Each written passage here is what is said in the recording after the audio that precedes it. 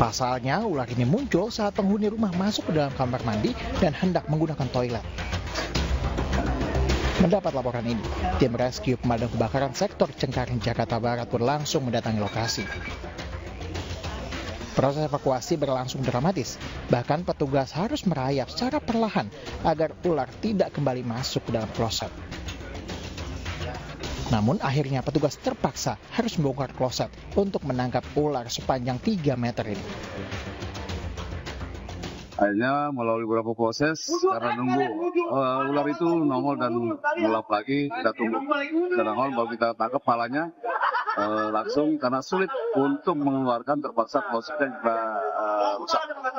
Pak, itu ada berapa meter panjang Pak ular, Pak? Ular cukup besar, kurang lebih 3 meter, walau besar. Itu yang menyulitkan kita mengeluarkan dari kloset. Mau tidak mau klosetnya harus dibongkar. Setelah dimasukkan ke dalam karung, ular sanca jenis batik ini dievakuasi ke kantor pemadam kebakaran sektor Kecamatan Cengkareng, Jakarta Barat dan akan diserahkan ke Balai Konservasi Sumber Daya Alam untuk dibebasliarkan di habitatnya. Dari Jakarta, Miftahul Ghani, iNews melaporkan.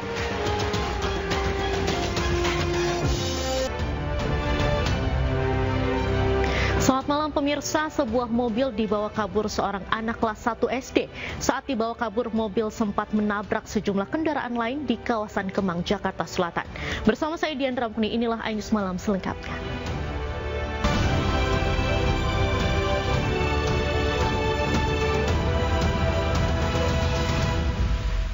Ini tabrak lari mobilnya tabrak lari. Aksi membahayakan seorang bocah berusia sekitar 8 tahun ini yang membawa kabur sebuah mobil menghebohkan warga dan para pengendara lain. Dalam sebuah video amatir tampak sebuah mobil dalam kondisi rusak karena sang bocah sempat menabrak beberapa kendaraan roda 2 maupun roda 4. Aksinya ini baru bisa dihentikan saat mobil itu akhirnya menabrak pembatas jalan. Saat kejadian, mobil ini tengah ditinggal untuk dipanaskan oleh sang pemilik. Saat itulah, bocah laki-laki ini menyelinap dan membawa kabur mobil. Anak kecil bawa mobil. Anak kecil bawa mobil. Dia panik. Meski warga sempat emosi, namun saat tahu pelakunya masih anak-anak, warga pun akhirnya menyerahkan sang bocah kepada pihak keamanan setempat. Bocah kelas 1 SD, Bang. Umur berapa tuh Bang? 10 tahunan lah, Bang. 6 tahun, 7 tahun kali ya? 10 tahun lah, Bang. Oh gitu. Nah, banyak ada 2 mobil juga yang kena tabrak. Pas melihat kondisi anaknya, bocahnya, pelakunya bocah ya. Jalan aja. Baru jalan aja gitu? Ya, motor ada 5 motor lah. Ditabrakin juga? Tabrakin. Rusaknya pada parah Bang? Dia ngebut apa enggak? Mobil metik, Bang. Kayaknya gas mungkin panik jalan udah pada tabrakin. Belum diketahui apa motif bocah ini nekat membawa kabur mobil yang bukan miliknya itu. Sementara, kasus kecelakaan dan upaya pencurian ini akan diselesaikan secara kekeluargaan. Dari Jakarta Selatan, Helmi Sajangbati melaporkan.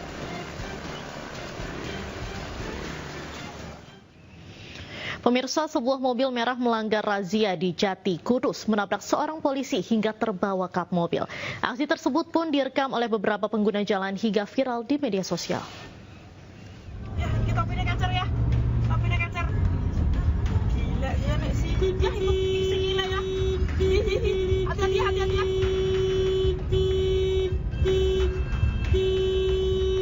Video viral menunjukkan aksi kejar-kejaran dramatis saat mobil terus melaju meski polisi tergantung di kap. Pengemudi mobil merah berusaha untuk menurunkan paksa polisi itu dengan mengerem, namun kembali tancap gas.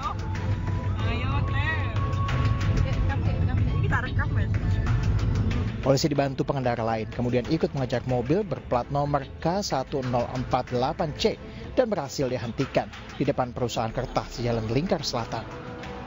Saat mobil berhasil dihentikan, sempat terjadi kerusuhan antara 2 penumpang mobil dengan warga sekitar yang diduga kesal akibat aksi ugal-ugalan pengemudi. Warga pun menduga pengemudi mobil merah ini pelaku pencurian pisang.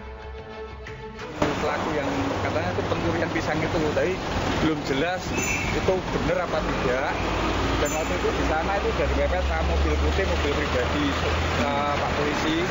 Itu sampai di sini, ketangkep di sini, terus mobil patroli yang normal itu berada di sana. Terkait dengan kronologi kejadian, pihak polisian tidak memberikan keterangan banyak, hanya membenarkan kejadiannya. Dari Kudus, Jawa Tengah, Nur Khairuddin Ais melaporkan. Pemirsa, hujan deras disertai angin kencang menerjang permukiman warga di Desa Purwajaya, Kabupaten Tulang Bawang, Lampung. Akibatnya puluhan rumah warga rusak parah.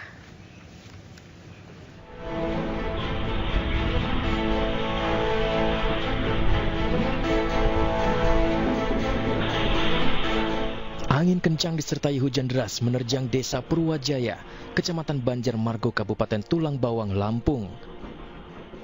Angin kencang terjadi selama 15 menit, muncul dari berbagai arah, membuat sejumlah warga panik dan berusaha menyelamatkan diri. Akibat terjangan angin ini, menyebabkan sejumlah pohon tumbang dan merusak bagian atap rumah-rumah warga.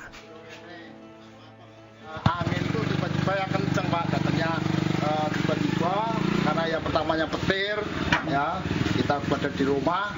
Nah, setelah itu kita lihat dari atas sudah mulai angin kencang, asbes itu pada berterbangan gitu loh. Panik Pak ya tadi? Ya tetap panik, Pak. Gimana dalam rumah posisi hujan deras, angin kencang, kita mau keluar rumah juga hujan deras, ya kita ya gimana caranya kita berlindung supaya kena atap itu jatuh. Berdasarkan data sementara tercatat sebanyak 48 rumah warga rusak parah. Saat ini warga dibantu aparatur desa tengah bergotong royong membersihkan puing-puing atap rumah dan memperbaiki rumah-rumah yang rusak. Dari Tulang Bawang, Lampung, Ahmad Lutfi Rosyadi, iNews melaporkan. Pemirsa, kita beralih ke informasi selanjutnya. Keluarga dari selebgram asal Kota Medan yang tewas saat jalani sedot lemak di Depok menerima dengan ikhlas. Keluarga pun menolak untuk dilakukan otopsi.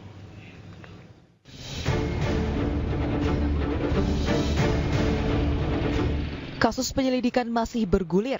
Keluarga dari korban dugaan malpraktik sedot lemak Ella Nandasari Hasibuan menyatakan menolak otopsi dan pembongkaran makam di pemakaman Pangkalan Brandan, Kabupaten Langkat, Sumatera Utara. Keluarga menerima dengan ikhlas dan menyelesaikan jalur ini dengan damai. Sementara pihak klinik setuju untuk membiayai sekolah anak almarhum Ella hingga SMA. Untuk kasus ini jalurnya sudah damai kan saya dengar? Sudah damai dari awal kan. Nah, gimana bisa ceritakan Bang? Karena begini, kami pandang sisi baik mereka mengantarkan jenazah sampai ke rumah duka kami ini. Dan kami terima dengan baik. Iya, jadi kami menerima dengan ikhlas untuk pemakaman jenazah. Terus dokter yang ngangani almarhumah juga? Iya, maka saya bisa menilai etika baik dia ada. Di tengah kasusnya naik ke tahap penyidikan, kepolisian telah memasang garis polisi di klinik kecantikan WSJ yang berada di kawasan Beji Timur, Kota Depok. Tidak hanya itu, polisi juga menyita sejumlah barang bukti termasuk alat sedot lemak dari klinik kecantikan WSJ. Ini sudah ada 12 orang saksi. Pak, untuk lokasi sendiri seperti apa sekarang kondisinya, Pak? Lokasi di WSJ. Iya. Kalau di sana masih ya sekarang tutup ya, karena kan kita kita polis lain, karena ya kita tidak mau nanti ada kegiatan-kegiatan yang dilakukan di sana, sementara memang ada tindak pidana terjadi di sana. Petugas Satreskrim Polres Metro Depok juga telah tiba di Kota Medan untuk berkoordinasi dengan pihak rumah sakit dan keluarga korban guna penyelidikan lebih lanjut. Dari Depok, Jawa Barat, Iyung Rizky, iNews melaporkan. Pemirsa, buntut viralnya kasus penganiayaan terhadap 2 balita oleh tersangka MI, Dinas Pendidikan Kota Depok merekomendasikan operasional daycare Wensen School untuk ditutup. Selain mempermudah proses penyelidikan, penutupan juga mempertimbangkan perizinan dari daycare tersebut.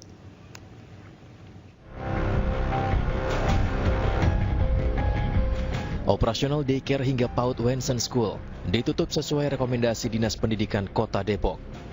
Namun hingga saat ini, Dinas Pendidikan Kota Depok belum menginventarisir daycare lain yang juga tidak memiliki izin. Saat ini pihak kepolisian Polres Metro Depok telah memasang garis polisi di area daycare Wensen School yang berada di Jalan Putri Tunggal, Harjamukti, Kota Depok. Kepala Dinas Pendidikan Kota Depok Siti Hairijah mengatakan, hal ini terjadi lantaran adanya kelemahan bersama sehingga tidak mengetahui secara cepat daycare Wensen School ternyata tidak memiliki izin operasional. Daycare ini memang tidak berizin, ya. Yang berizin adalah kelompok bermainnya. Tapi itu pun kita evaluasi dan kami sudah rapat dengan dinas perizinan. Dinas Pendidikan merekomendasikan untuk ditutup lembaga ini. Sebenarnya banyak nggak sih Bu lembaga-lembaga seperti ini di Depok yang tidak punya izin? Nah, kita belum menginventarisir. Iya, Ibu ini kok bisa dia beroperasi sebagai daycare tapi tidak ada izin, itu seperti apa Bu? Nah, ini mungkin kelemahan kita bersama nih. Sementara itu khawatir diancam dan terjadi intervensi hukum, korban dan sejumlah saksi dalam kasus penganiayaan balita di daycare Depok tersebut mengajukan perlindungan hukum ke LPSK. Kasus yang menarik perhatian, apalagi menyangkut mengenai anak, menyangkut mengenai lembaga pendidikan ya dan lain-lain, ini menjadi perhatian kita semua. Harapannya adalah kita tetap bisa mendampingi proses ini, ya, memberikan perhatian. Pemirsa, seorang siswi SMP menjadi korban penculikan dan perampokan di jembatan penyeberangan orang di depan gedung DPR Jakarta. Korban diperdaya jika orang tuanya kecelakaan hingga membuat panik dan minta pelaku mengantarkannya ke lokasi kecelakaan.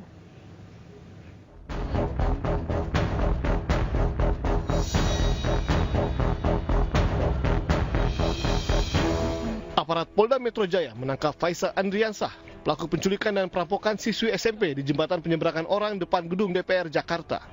Pelaku ditangkap tanpa perlawanan di sebuah indekos kawasan Penjenihan, Bendungan Hilir. Dari hasil pemeriksaan, pelaku melancarkan aksinya dengan mendatangi sekolah tempat korban bersekolah pada pukul 5 pagi, tak lama setelah diantarkan orang tuanya. Aksi pelaku ini terekam kamera pengawas sekolah. Pelaku minta pihak sekolah memanggil korban dan menyampaikan jika orang tuanya kecelakaan. Lantaran panik, korban pun meminta pelaku untuk mengantarkannya ke lokasi kecelakaan. Namun setelah sampai di jembatan penyeberangan orang di depan gedung DPR, pelaku pun langsung menganiaya dan mengancam korban. Pelaku lalu mengambil barang berharga milik korban. Sehingga korban mengalami luka memar di leher, di tangan, dan juga di kakinya. Jadi barang-barang hasil curiannya ini handphone, cincin, anting, ini sudah sempat dijual di sekitaran ITC Roxy seharga 900.000. Kemudian emasannya tadi dijual juga di daerah Pasar Kambing sekitar 600.000. Dan ini saat ini tim masih melakukan pengembangan terhadap penadahnya. Saat ini pelaku ditahan di rutan Mapolda Metro Jaya. Ia dijerat pasal pencurian dengan kekerasan dengan ancaman hukuman 9 tahun penjara. Dari Jakarta, Helmi Sajangbati, iNews melaporkan. Pemirsa, terima kasih Anda masih bersama kami di iNews Malam. Saka Tatal telah menjalani sidang peninjauan kembali di Pengadilan Negeri Cirebon, Jawa Barat. Apa yang akan terjadi jika Saka Tatal memenangkan sidang PK?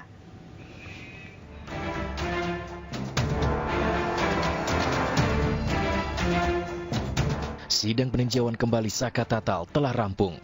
Bola panas kini berada di tangan Mahkamah Agung menentukan nasib Saka Tatal. Jika gugatan peninjauan kembali Saka Tatal dikabulkan, maka hal ini akan berdampak pada konstruksi ulang kasus pembunuhan Vina.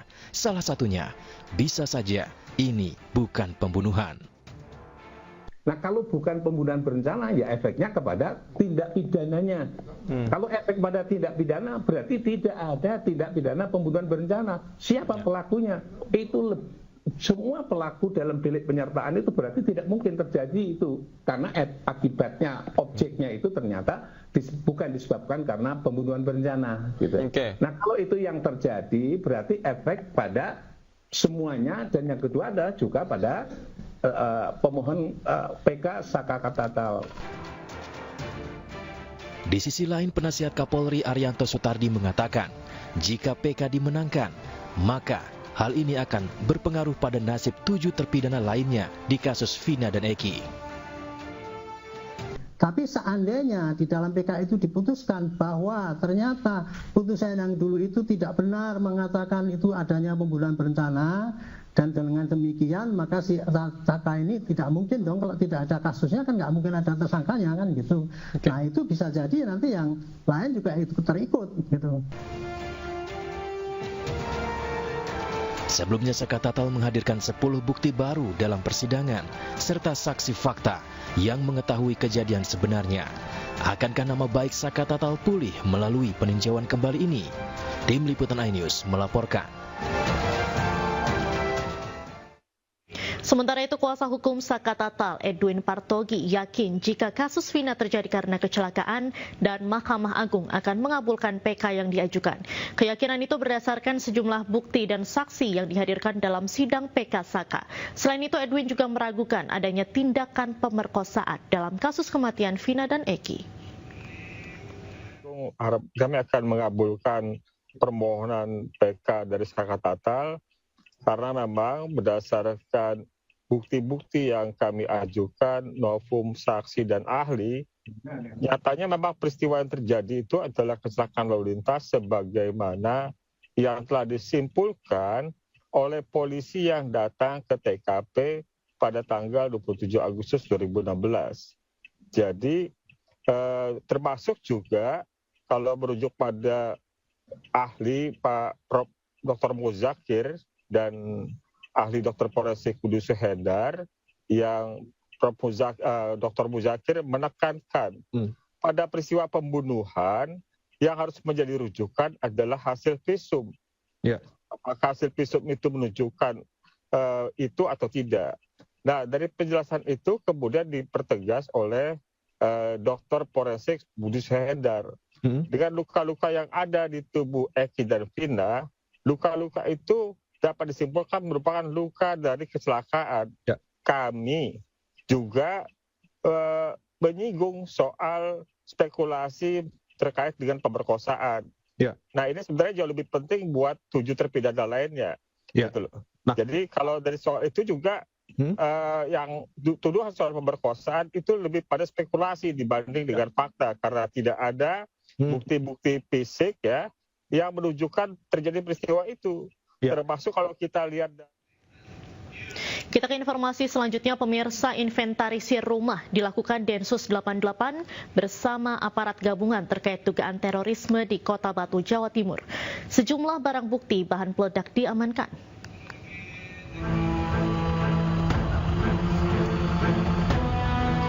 Densus 88 Anti Teror Polri melakukan penyelidikan dugaan terorisme di Kota Batu, Jawa Timur. Total ada 3 orang terduga teroris yang diamankan. Terduga teroris berada di sebuah rumah di Komplek Villa Syariah Bunga Tanjung, Dusun Jeding, Desa Junrejo, Kecamatan Junrejo, Jawa Timur. Petugas gabungan yang terdiri dari Densus 88, Tim Lab 4, dan Jibom Polda Jawa Timur melakukan sterilisasi, pengumpulan barang bukti, dan pengambilan sidik jari dari upaya dugaan terorisme. Dengan proses penyelidikan dugaan tindak pidana teroris yang dilakukan tim gabungan baik itu dari Densus 88 maupun Polda Jawa Timur kan gitu. Yang pertama kami sampaikan bahwa tim Jibon ini sudah melakukan sterilisasi ya sejak kemarin malah ya. Sejak kemarin sekitar pukul 20.00 itu sudah melakukan sterilisasi terkait dengan TKP rumah ini ya. Kemudian yang kedua juga tadi pagi sekitar pukul 07.00 ya, tim Lab 4 juga sudah bekerja melakukan pencarian dan pengumpulan barang bukti sesuai dengan SOP. Ya, kemudian yang ketiga, tim Inavis dan penyidik melakukan inventarisasi barang bukti yang ada di TKP. Kemudian juga mengumpulkan beberapa barang bukti yang ada. Termasuk yang keempat ini pengambilan sidik jari maupun DNA untuk proses penyidikan lebih lanjut. Dalam penyelidikan polisi menemukan sejumlah bahan peledak dan peralatan meracik bom saat menggeledah rumah terduga teroris tersebut. Namun petugas belum menjelaskan secara lengkap mengenai penangkapan dan jaringan teroris ini. Tim Liputan iNews melaporkan. Pemirsa, sidang Kabinet Perdana di Ibu Kota Nusantara akan digelar pada 12 Agustus 2024. Seluruh Menteri Kabinet Indonesia Maju dijadwalkan hadir.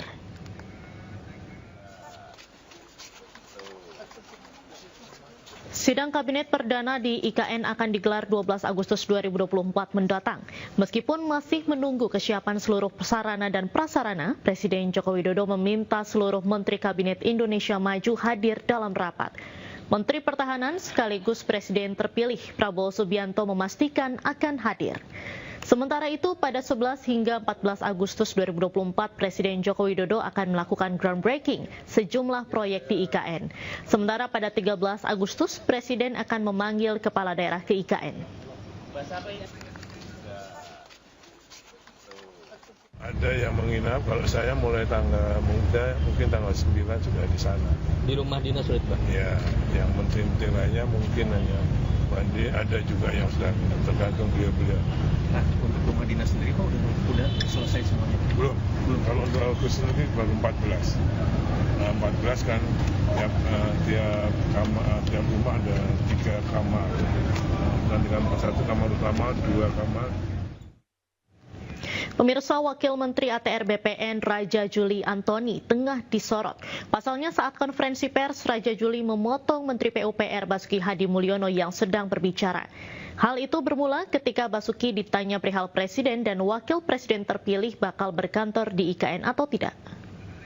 Ditanya beliau dong, masa nanya saya. Harapan kami sebagai warga negara, ya mudah-mudahan ini tetap berlanjut terus apa yang dilakukan. Dan yang bisa saya tambahkan ya, sejauh ini sejak proses kampanye sampai beliau terpilih ya, komitmen Wakil Menteri Agraria dan Tata Ruang Wamen ATR BPN Raja Juli Antoni tengah menjadi sorotan netizen.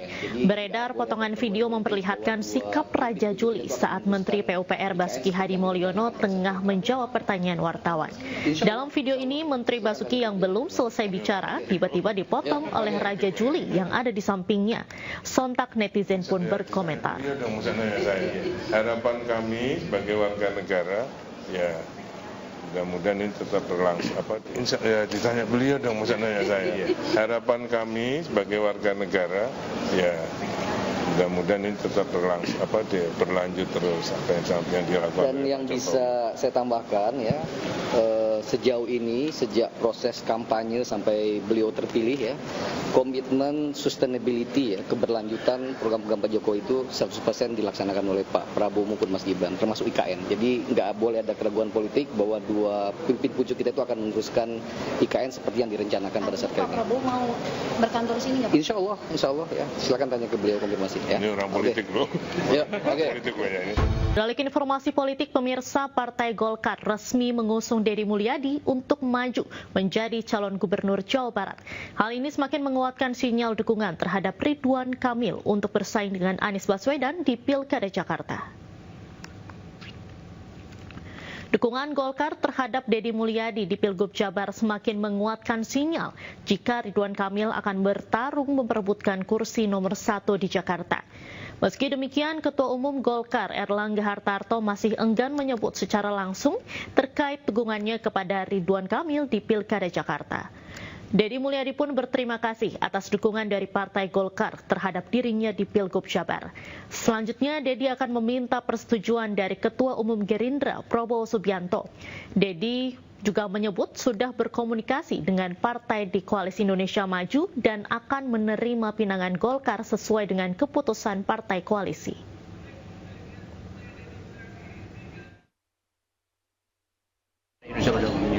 Dan kita tadi sudah berdiskusi banyak, intinya bahwa kita mendukung Pak Deddy Mulyadi untuk menjadi calon gubernur di Jawa Barat. Calonnya sih setuju Mas, sebagai calon pengantinnya setuju, tetapi kan persetujuan itu kan harus nanti diridoi, direstui, bahkan aktanya harus ditandatangan oleh Ketua Umum DPP Partai Gerindra Pak Prabowo Subianto.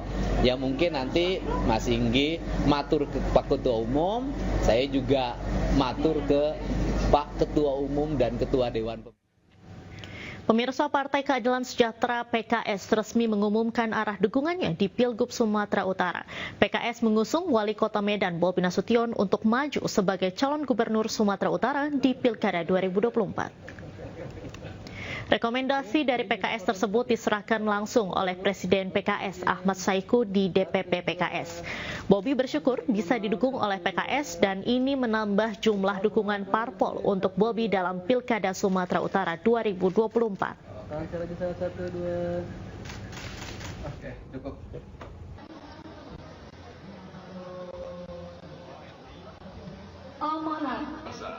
Pemirsa, ratusan ikan lele segar disalurkan MNC Peduli ke Posyandu Flamboyan di Petojo Utara, Jakarta Pusat dalam program Generasi Sehat, Generasi Cerdas Anak Bangsa. Ikan lele ini merupakan hasil program biokonversi limbah makanan organik dari MNC Peduli yang memproduksi pakan ikan untuk budidaya lele.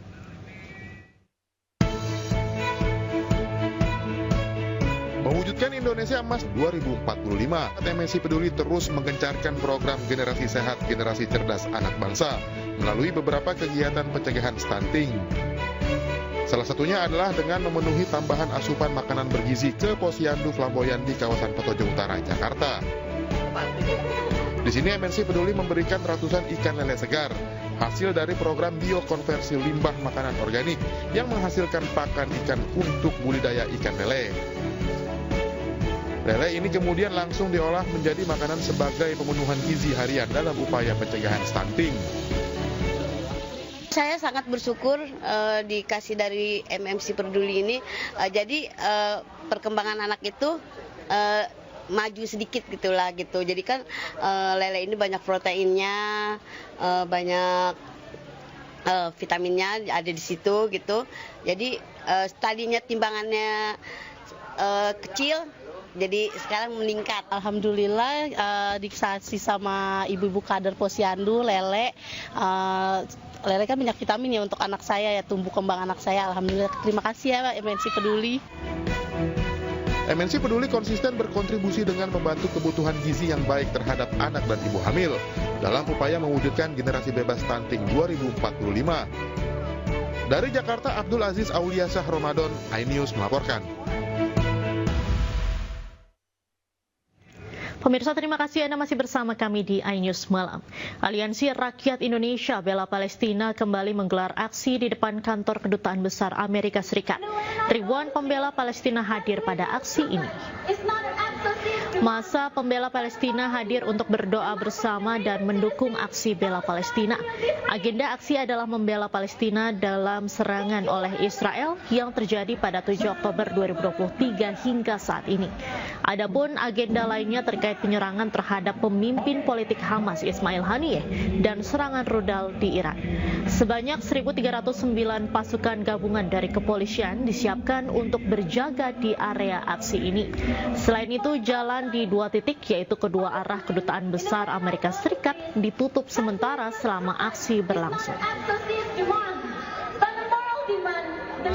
Adalah mengingatkan dunia untuk sama-sama menghentikan pembantaian yang sudah 300 hari.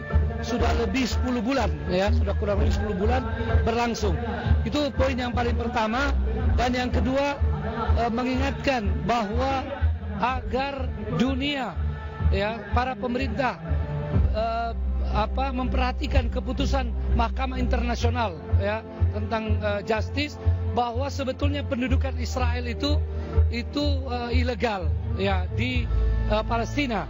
Ini harus diupayakan oleh negara-negara di dunia melalui PBB agar dilaksanakan. Yang ketiga, bahwa kita mengecam keras, ya, segala tindakan keji, termasuk pembunuhan kepada pemimpin Palestina, pemimpin Gaza, mantan Perdana Menteri Palestina Ismail Haniyeh yang kemarin gugur terbunuh secara keji di Teheran.